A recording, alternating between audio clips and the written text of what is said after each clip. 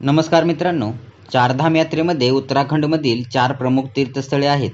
गंगोत्री, यमुनोत्री, केदारनाथ आणि बद्रीनाथ. या सर्वांचे वेगवेगळे मार्ग आहेत. मग ते दिल्ली, ऋषिकेश, हरिद्वार किंवा देहरादून असोत. तुम्ही यापैकी कोणत्याही एका ठिकाणाहून तुमचा आध्यात्मिक प्रवास सुरू करू शकता, कारण ते मोटारींनी चालणाऱ्या रस्त्यांनी तसेच प्रमुख भारतीय शहरांशी विमानांनी जोडलेले आहेत. हिंदू पुराणकथा सांगते की चारधाम यात्रा शुभ आहे आणि ती घड्याळाच्या दिशेने म्हणजेच पश्चिमेकडून पूर्वेकडे करावी. ही यात्रा यमुनोत्रीपासून सुरू होते आणि त्यानंतर अनुक्रमे गंगोत्री, केदारनाथ आणि बद्रीनाथ येथे जाते. तुम्ही ही यात्रा रस्त्याने किंवा हेलिकॉप्टरने करू शकता आणि त्यामुळे तुम्हाला यात्रेतील साहसांचा अनुभव घेता येतो.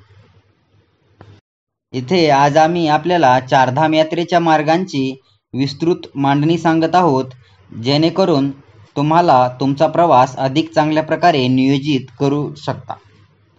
चारधाम यात्रा मार्गांबद्दल संपूर्ण माहिती अशी. गंगोत्री मार्ग ऋषिकेश, हरिद्वार, कोटद्वार आणि देहरादून येथून रस्त्याने थेट बद्रीनाथ आणि गंगोत्री धाम गाठता येतं. यमुनोत्रीसाठी जानकी चट्टी, ऋषिकेशपासून अंदाजे 210 किलोमीटर येथून एक ट्रेक करावा लागतो. त्याचप्रमाणे केदारनाथसाठी गौरीकुंड, ऋषिकेशपासून 93 किलोमीटर अंतरावर येथून पण एक ट्रेक सुरू होतो.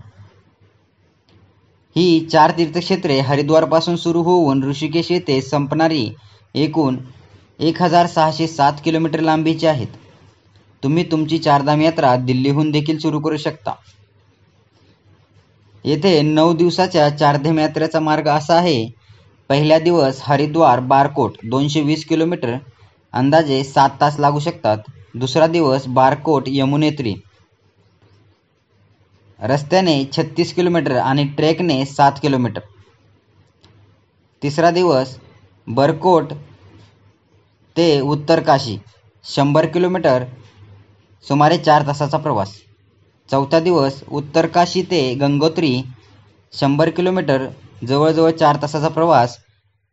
तसेच 5व्या दिवशी उत्तरकाशी रुद्रप्रयाग, अंतर आहे 180 किलोमीटर, 7 ते 8 तासाचा प्रवास. रुद्रप्रयाग केदारनाथ, रस्त्याने 74 किलोमीटर, ट्रॅकने 20 किलोमीटर.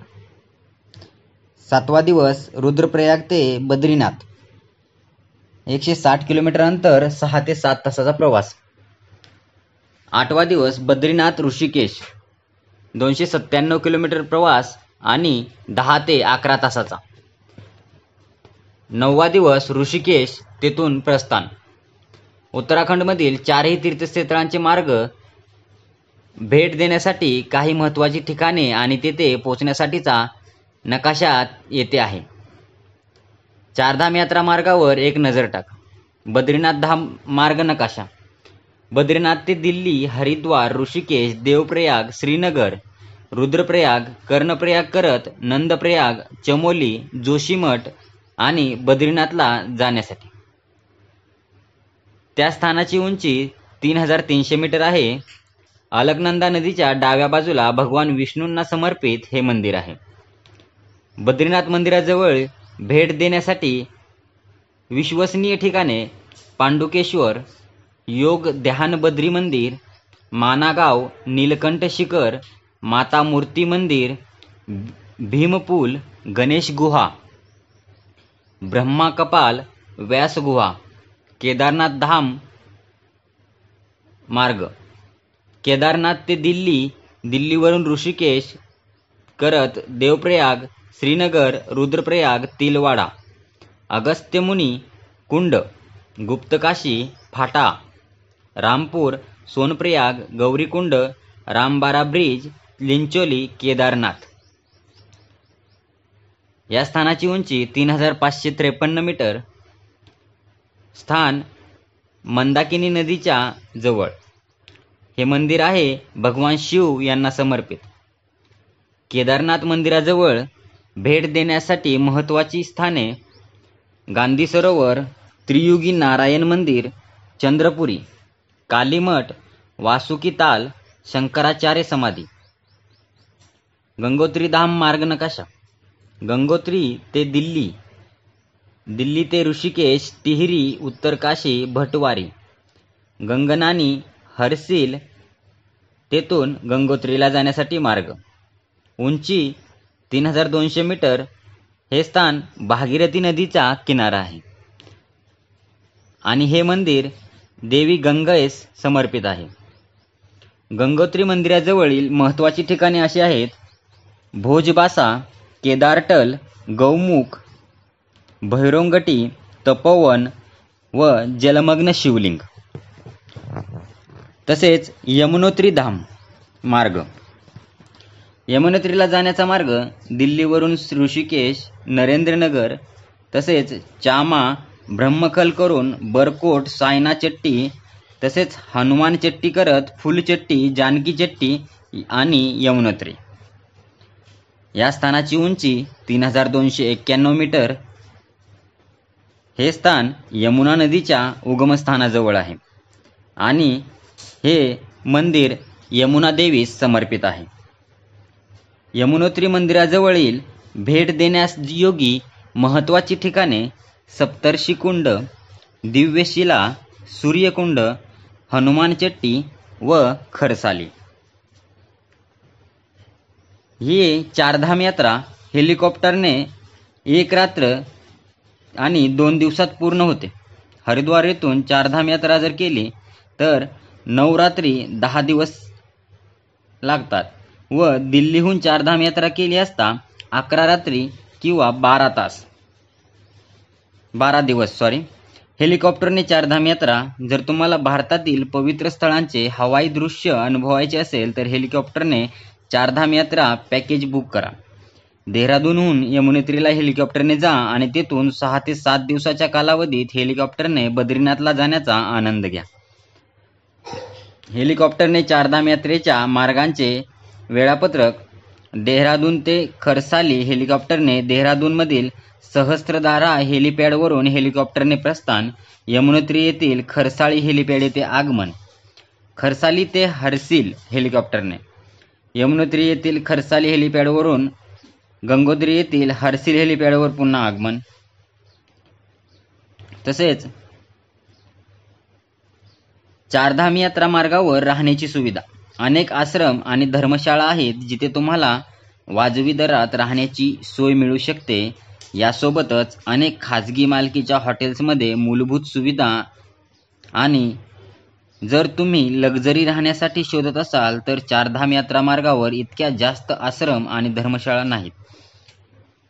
GVM किंवा गढवाल मंडळ विकास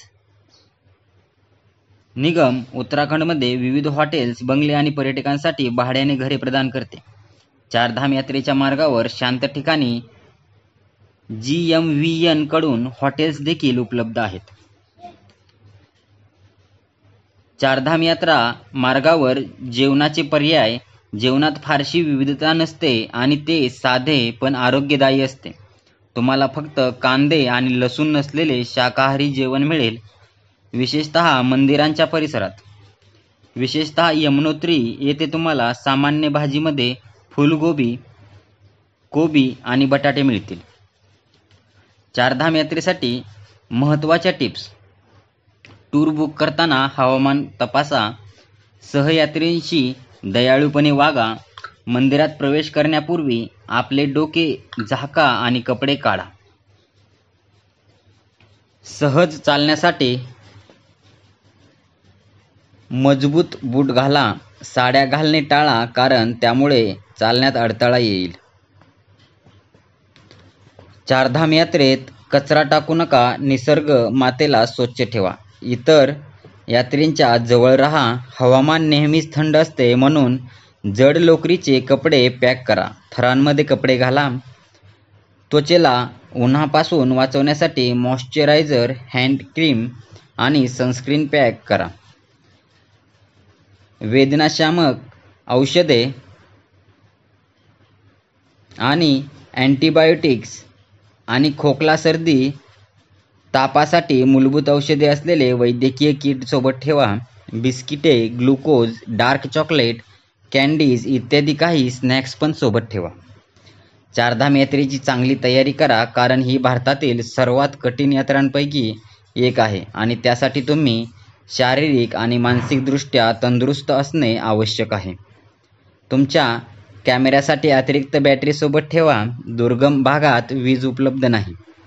पावसाळ्यात या यात्रेला येणे टाळा, कारण त्यामुळे भूस्खलन आणि रस्ता अडथळे निर्माण होऊ शकतात. जर काही ठिकाणी फोटोग्राफीला मनाई असेल तर त्याचा आदर करा आणि जर उल्लेख नसेल तर नेहमीच परवानगी घ्या. भाविकांची गर्दी आणि शेवटच्या क्षणी होणारा त्रास टाळण्यासाठी मंदिरे उघडण्याच्या तारखेपूर्वी तुमचे हॉटेल्स आधीच बुक करणे चांगले. यात्रेदरम्यान मद्यपान टाळावे. चारधाम यात्रा मार्गाबद्दल ही सविस्तर माहिती होती. तुम्ही या तीर्थस्थळांना वैयक्तिकरित्या भेट देऊ शकता किंवा टुरिझम ऑफ इंडियाकडून दो धाम टूर पॅकेजेस बुक करू शकता. नमस्कार मित्रांनो.